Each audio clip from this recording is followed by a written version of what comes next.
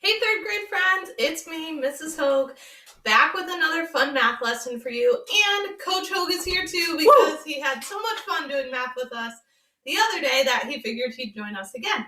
So today we are going to estimate and measure mass. Mass is the word that we use to describe the amount of matter in an object. And everything around us is made out of matter, including ourselves. So Coach Hogue is made out of matter. You're made out of matter. These counters that we're going to use are made out of matter. Scissors. Gatorade. Everything in this kitchen, the refrigerator, Gunner is made out of matter. And so anything made out of matter has mass. And that's what we're going to be measuring today in grams and kilograms. Make sure you are open to page 605 in your Go Math workbook. Looks like this. And it should say lesson 10.8 at the top. Coach Hogue and I are going to walk you through the first couple pages of the lesson and do some measuring activities with you. So today will require a combination of trying to fill out stuff along with us while we're doing this video, and then you can also log on to Seesaw where I'll finish up the rest of the lesson. But let's jump right into it. So if you need to pause the video to grab your math book, do that, and then once you're all set, we will start measuring mass. So when we measure mass, we can use something called a pan balance, and there are lots of different scales and balances, but this is the main pan balance that we're going to use today. When we're measuring with a pan balance, we're going to look at this top beam here, and that's going to let us know when things are level and they are equal, measuring the same amount, and that's how we'll be able to tell how many grams or how many kilograms an object weighs today. As I said, though, there are lots of different kinds of balances. You might see a pan balance that looks like this. These work in a similar way. Objects with more mass will tip the scale downward. If something has less mass, then it will be higher up. And we'll do lots of examples so you can see how this works. But let's jump right into the first problem on page 605. So it says, Pedro has a dollar bill in his pocket. Should Pedro measure the mass of the dollar bill in grams or kilograms? Great question. We don't really know what a gram or a kilogram is yet, but we're going to find out right now. So grams, which we can abbreviate with just a lowercase g, and let me just move this for 1 second. Here's my reminder over here. Grams, or G is the symbol that we write for that, is the basic metric unit for measuring mass. And then mass can also be measured using kilograms. Kilograms are used when we're measuring the mass of larger objects, and you'll find out why in just a second. So let's do Pedro's activity, and then I'll tell you a little bit about some objects at home that might help you better understand how much a gram and a kilogram are. So Pedro was wondering if he should measure the mass of a dollar bill in grams or kilograms. Now, a gram is about how much a small paper clip weighs. So if you have a small paper clip at home, you could grab one and hold it in your hand. I'll pass this on to Coach Hogue. Coach Hogue, is that paper clip very heavy? Is it weighing your hand down? Does it feel like it has a lot of mass? No, not at all. No, it's pretty light. So, and how about this dollar bill? What do you think? That's pretty light too. Okay, but then he's wondering if it should be grams or kilograms. Well, a kilogram would be like having 1,000 paper clips in your hand, Coach Hogue. Would that be a lot more? That'd be a lot more than this single one. Yeah. And in fact, I actually have a kilogram weight right here. So I'm going to give this to Coach Hogue so he can feel what it feels like. He's going to do some reps because it is actually pretty solid and it's pretty heavy. So what do you guys think? If a paper clip weighs about a gram and Pedro needs to figure out whether he should measure his dollar bill in grams or kilograms, what do you think would make more sense? What do you think makes more sense, Coach Hogue? I think grams. Grams definitely makes more sense. Now, let me show you, actually. Coach Hogue, can you stick the dollar bill in that pan there? Okay, so we see that now that the dollar bill's in here, our pan balance is tipping towards the dollar bill. That's because there's nothing over here in this pan, and so the mass is greater in this pan here. Whichever pan has the greater mass will be lower to the ground. But I happen to have these handy dandy gram weights. I'll show you, and it says 1 gram. I'm not sure if you can see it, but I promise it really does say 1 gram on it. So I have my dollar bill on this side. I'm going to put a 1 gram weight on the other side. And look at that, friends. Now it's balanced. So a dollar bill is about 1 gram. If you have a dollar bill at home, or if your parent is willing to let you hold a dollar bill for just a second, of course, give it back to them. That's how much a gram, that's the weight of a gram. That's what it feels like when we're measuring mass. An M&M is also about 1 gram. If I put that in my pan balance instead of the dollar bill, oh, it's actually a little bit less, but it's pretty close. Yeah, so it's about 1 gram for an M&M. And a penny, which also we can easily hold in our hand, is about 2 grams. So a gram is not very much. Grams we use to measure things that are smaller and have a smaller mass. Kilograms, on the other hand, are used for things that have more mass. For example, this large Gatorade. So imagine, if you will, a large Gatorade, and think of how that might feel to hold on to that. So if I put my large Gatorade here in my pan balance, I'm going to do it carefully because I don't want to bust my pan balance, and I put the kilogram weight on the other side. Just going to move this so you guys can see a little bit better. It should be just about, 1 kilogram. So a large Gatorade is about 1 kilogram of mass. So if you can kind of picture that in your mind, a small bag of flour is also about 1 kilogram. So those are some items at home that might help you kind of figure out what a gram versus a kilogram feels like. So just in case you missed it, I know I've said a lot of things. For Pedro measuring the mass of his dollar bill, he definitely would want to measure in grams. So you can fill that right in on the blank in your book. Okay, now we're going to do activity 1. It says you can use a pan balance to measure mass. Do 10 grams have the same mass as 1 kilogram? Friends, do you know how many kilograms are in a gram?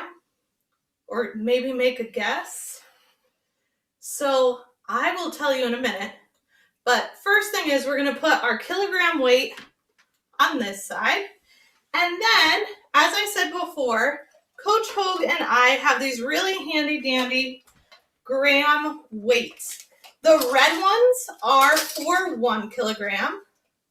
The blue ones are for 5 kilograms. The green ones are for not kilograms, grams. So the green ones are for 10 grams and the yellow ones are for 20 grams. Okay, so we need to figure out if this 1 kilogram is the same as 10 grams. Looks like Coach Hogue wants to use the blue ones. Remember, those are 5. So if this is 5 grams and we need 10 grams, how many of these are we going to need? 2. Absolutely. 5, 10. What do you think, guys? Our kilograms are still here.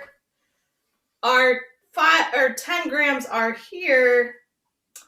seems to me like 10 grams is not the same as 1 kilogram because our pan balance is not balanced right now. It's completely uneven. So to let you know, a kilogram is actually worth 1,000 grams. And you can see the number 1,000 right there on my kilogram weight. So there are 1,000 grams in 1 kilogram. So that's quite a few grams.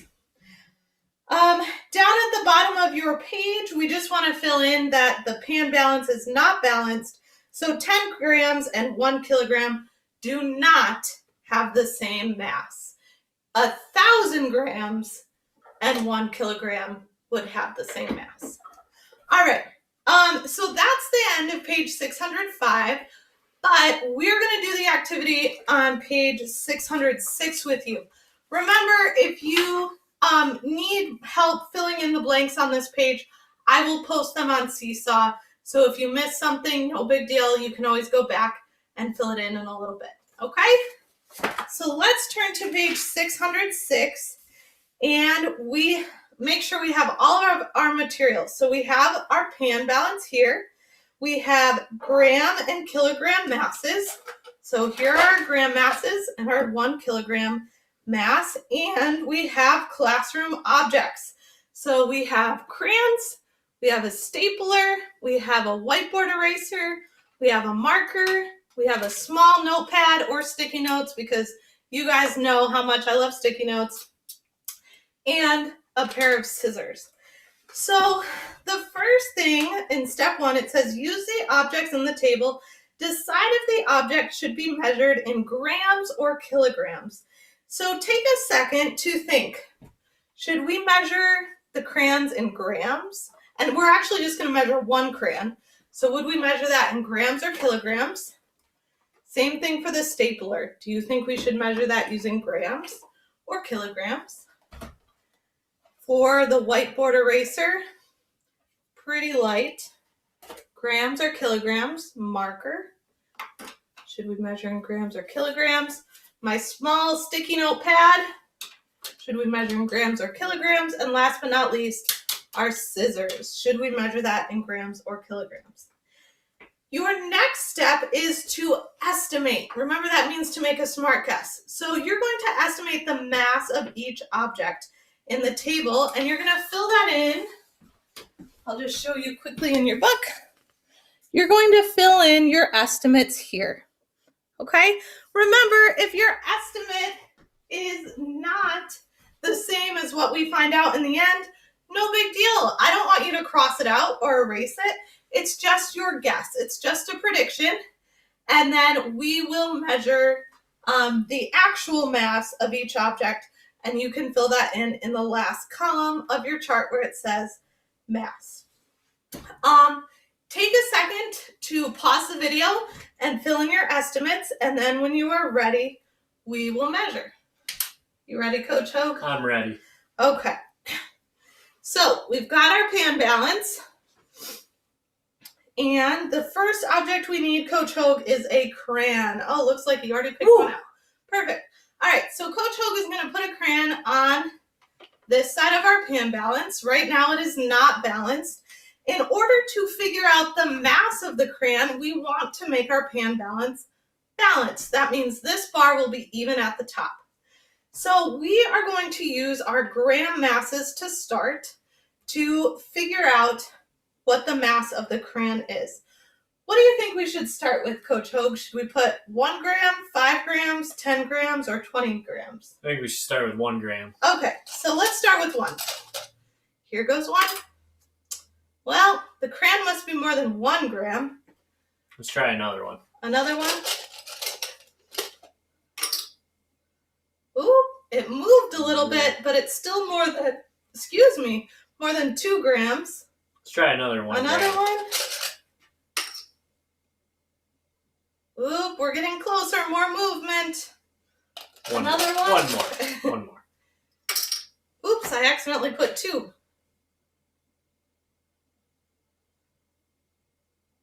Oh, that might have been what we needed. Okay, so even though it was an accident, I accidentally put 2 more grams in there. So that's a total of 5 grams on this side of our pan balance, and our crayon's over here. Our pan balance is now balanced. So that means that our crayon weighs 5 grams. So where it says mass on your chart, we're going to record 5 grams, or you can abbreviate 5 and then a lowercase g. Was that close to your estimate? Were you thinking that a crayon might be 5 grams? Remember, if your estimate was not 5 grams, that's totally okay. All right, our next object is the stapler. I'm going to put the stapler on this side. That way Coach Hogue can put the gram masses on the other side. So here's my stapler. And Coach Hogue, I'm thinking that a stapler has a lot more mass than a crayon. Oh, yeah, definitely. So I don't think it would make sense to start with the 1 gram. No, we don't have enough of those. Okay, so maybe can we start by putting a 20 gram? Sure can. Oops. All right, so we have 20 grams in there so far. Since the stapler is still down here, that means the stapler has a mass of more than 20 grams. Let's try another one. Oop, it almost moved, but we're at 40. All right, another 20. What are we at now, Coach Hogue? 60. 60. Oh, 80, and Ooh. it still hasn't moved. 100. Oh, man, guys. 100. 120. 120. 140. Oh, wow, we might run out of 160. 160, and it hasn't even moved yet. Should we try the kilogram? Yes. Wait and see if that works. Okay, so we're going to dump out our 20 kilogram masses, and we'll try, or gram masses, excuse me, and we'll try the kilogram. Oh, man, the kilogram's too much. So it's more than 120, but less than 1,000 grams. So I guess we got to put these back in and keep trying.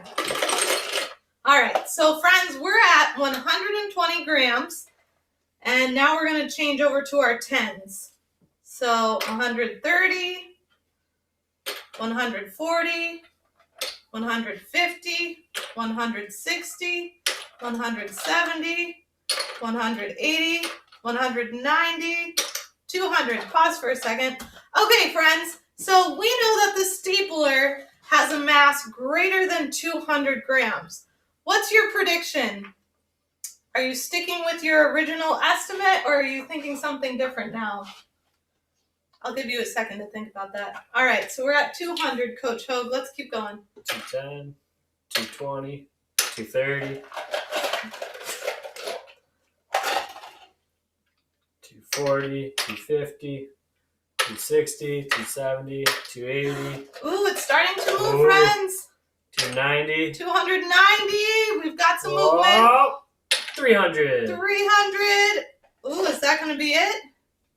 We got to give it a second and see if it is balanced. I'd say that's balanced. All right, so what is our mass, Coach Hogue? 300 grams. 300 grams. How exciting.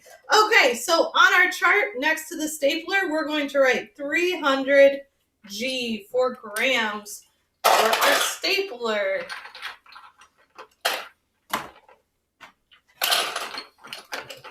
All right, so our next object we need to measure is the mass of the eraser.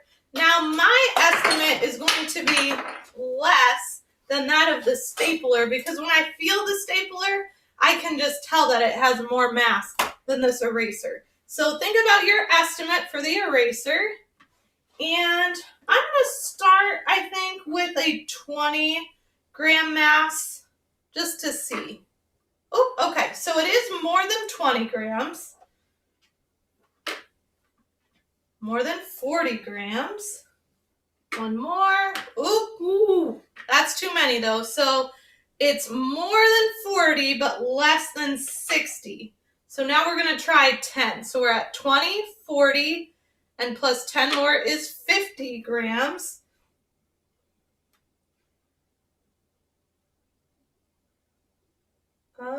Looks like it's still too much. It's tipping towards my gram side, so that means I need to take 10 out.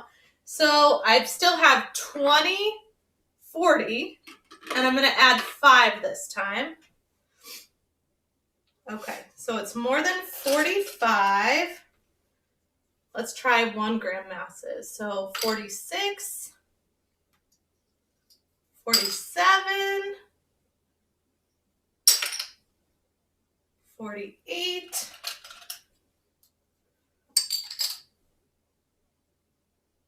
49. Okay, friends. So the mass of our eraser is 49 grams. I'm going to record that on my chart, and you can record that on your chart too. All right, and we'll get set up to do the marker. Coach Ho, do you want to put the marker over here so you can Sure will. do the gram masses this time? Okay, so we've got a Mr. Sketch marker in there, and Coach Ho's going to start with A 10. Okay, it's more than 10. Another 10, which is 20. Oh, Ooh. too much. So 10 plus 5 is 15. Oh, looks like the Close. marker is still more than 15 grams, but we're close. Plus 1 is 16.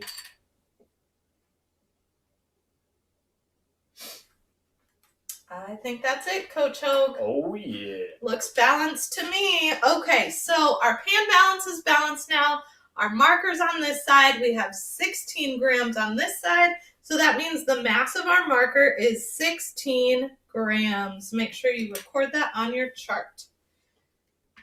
2 more items, friends. All right, our next item is the small notepad. And of course, I'm going to measure this one because they're sticky notes. All right, so my small sticky note pad is on this side of my pan balance. And I'm going to start with, I think I'll start with 20 grams just to see. Okay, so it is more than 20 grams. I'm going to try another 20 gram mass. Oop, it moved, but since my pan balance is still tipping towards my notepad, that means that it's more than 40 grams. So I've got 20, 40. I'm going to try 20 more. That would be 60. Oops, way too much. Okay, so I'm going to leave my 40. Let's try 10. So 20 plus 20 is 40, plus 10 would be how much? It would be 50, but apparently 50 grams is also too much. Let's try a 5. So we've got 40 plus 5.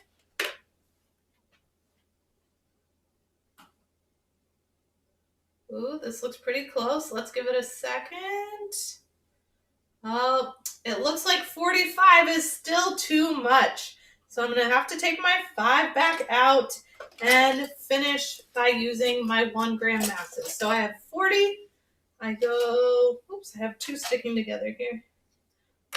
41, 42, 43, 44. There it is. 45 was just a little bit too much. Now that my pan balance is balanced, I know that my small notepad has a mass of 44 grams. So we're going to write 44 grams or 44G for the mass of our small notepad.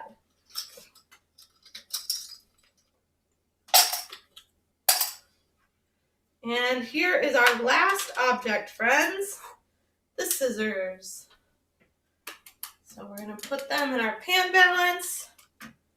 And Coach Hogue, what are you going to start with? I'm going to start with 20s. Okay. 20 grams. More than 20. 40. More than 40. 60. Oh, Oh, too much. another 10, so that's 50. Oh, it's moving like crazy. Oh, I think 50 is too much, Coach Hogue. So we've got 40 plus 5. 45. Definitely getting closer. So now we're going to try 1 gram masses. 46. 47. Does it look balanced? I think so. All right. So now that our pan balance is all balanced, we've got our scissors on this side and our gram masses on this side, and it was 47 grams. So close to how much our small notepad, the mass of our small notepad. Very close. All right. So friends, your last task before you click on to the rest of the lesson on Seesaw is to write our objects in order from greatest mass to least mass. So if we look at our chart, right, I'll get you started here. Our stapler, remember, had a mass of 300 grams. So our stapler would have the greatest mass. So we're going to start with the stapler. And then you want to look at your chart and decide which number would come next. Which item had the greatest mass after 300? Be careful with some of your items because 3 of our items had a mass of something that was in the 40s. So be careful when you're putting those in order. Friends, thanks so much for joining Coach Hogue and I for this fun math lesson. We wish that you could be here in our kitchen with us, but for now, we hope you had fun learning about measuring mass with us. Remember, there are 1,000 grams in 1 kilogram, and we use kilograms to measure larger and heavier objects, and we use grams when we're measuring the mass of smaller, lighter objects. And when you are all done, remember, check out the lesson on Seesaw, and we will be completing page 607 and parts of page 608. So check out your lesson for more information about that. Bye, friends. Thanks so much for joining us. Bye!